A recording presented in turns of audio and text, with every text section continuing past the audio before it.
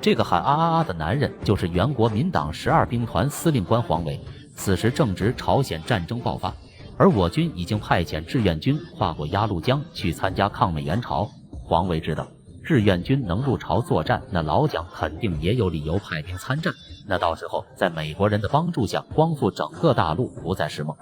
为此兴奋过头的他在早操晨练时间当众唱起了马连良的《借东风》。这戏曲本身没有什么毛病，但从黄维的嘴里唱出来，那味道可就不一样了。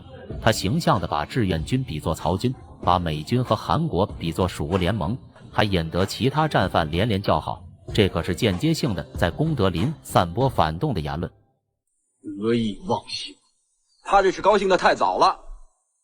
这么多年来，他们一直在犯同样的一个错误，那就是过高的估计自己的力量，过低的估计了人民的力量。像这种反动分子，就应该狠狠地打击他。黄维的亢奋连同宿舍的刘安国都看不下去了，担心他是不是兴奋过头，脑子烧坏了，便硬拉他来到功德林的医务室进行检查。这不检查还好，一检查血压已经飙到了120跟150。他血压是挺高的。我这2天没睡好。别想那么多，天下本无事，庸人自扰之。我是凡夫俗子，到不了你的境界。熊医生好言相劝，没想到黄维浑身带刺，丝毫不领情。但为了预防黄维突发脑淤血和中风的可能，他决定让黄维去医院检查一下。但黄维拍着胸脯表示他身体非常好，不用去医院。随后便喊上刘安国走出了医务室。但照顾好战犯们的身体健康是熊医生的工作职责，他还是拿出了一包降压药，让梁护士追过去交给黄维。但刚出来的黄维竟然自行脑补，觉得是功德林的医务室故意说他有病，这样就能把他弄到医院，他就不能在功德林里随便发表反动的言论了。黄维，黄维，还好你没走远，我们主任给你开了降压药，你一定要记得吃啊，1天2片。拿回去，替我谢谢熊一平。啊？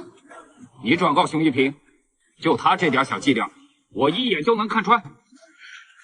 什么意思啊？你是参与者，你会不知道。黄维又看向刘安国，他断定刘安国跟梁护士是一伙的，不然怎么会无缘无故叫他来医务室检查呢？与此同时，我志愿军入朝作战取得了首战的胜利，并通过新华社的广播传到了功德林。身在功德林的黄维立马跑到阅览室，自顾自地展开地图做起了分析。他还自我安慰地表示，初战开始，中美两军初步接触，美军还没有及时展开，又不太熟悉战场，在战术灵活性还有武器装备性能的发挥方面受到了局限。廖耀湘跟叶利三在这个时候也附和表示，美军向来大大咧咧，志愿军又是秘密入朝，美军首战吃亏也属于正常范畴。这帮人每个人都在自我安慰，虽然都知道这次首战美军吃了个大亏，但就是不想承认美军会败。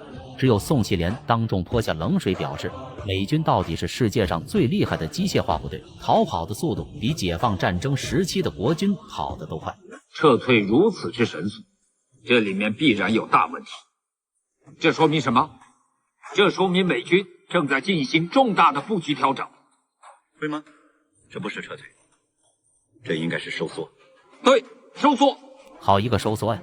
黄维不愧是美吹达人，不到最后阶段势必不会承认他支持的阵容会败。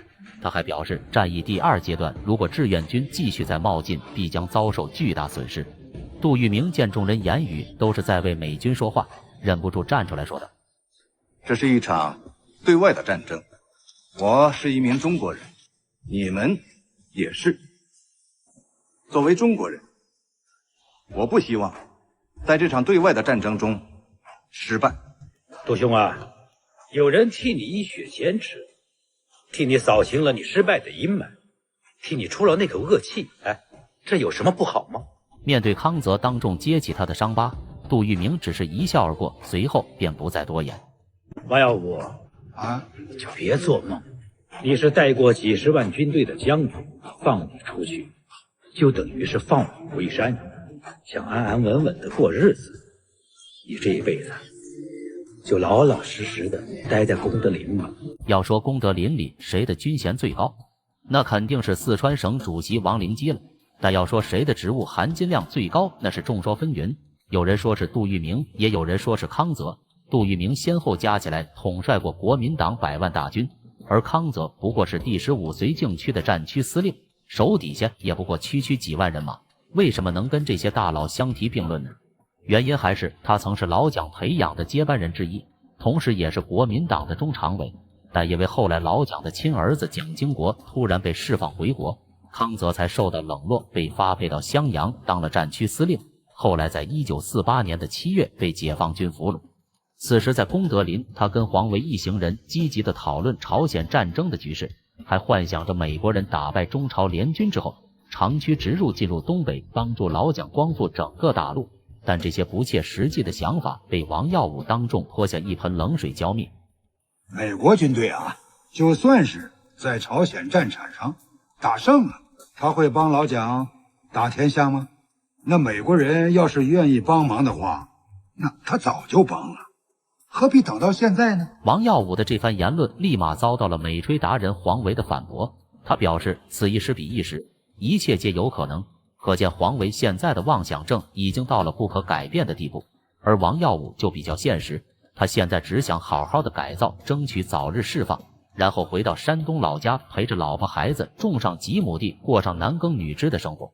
但王耀武的这些想法落在黄维、康泽等人的耳中，如同针刺炸雷，气得黄维扭头就走，而康泽更是站出来怒气回怼，才有了视频开头的一幕。王耀武见这些人思想还是如此顽固，便也不再多言。时间很快就过去，我人民志愿军在抗美援朝中取得了第2阶段的胜利，并通过报纸广播传遍了祖国的大江南北。据中央人民广播电台刚刚得到的消息，朝鲜人民军和我志愿军于今日解放平壤城，美军惨败，向平壤城以南溃退，我军于今日下午进入平壤城。此战胜利在功德林中是有人欢喜有人愁，欢喜的当然是功德林的解放军战士，他们情不自禁地集体唱起了军歌，庆祝这来之不易的胜利。而忧愁的自然是黄维这些顽固的战犯，他无法想象拥有先进武器装备，优势在我的美军竟然会败，气得他在吃饭过程中不停地往嘴里输送食物，直至把自己给撑死。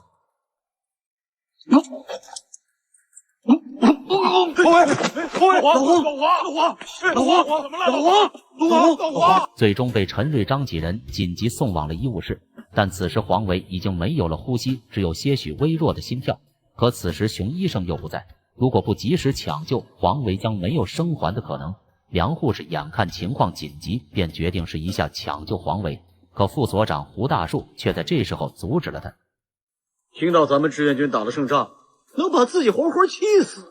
哎，他现在要是死了，那是他自己的事儿。你救他，你救活了行。哎，你要救不活呢，那就变成你把他弄死。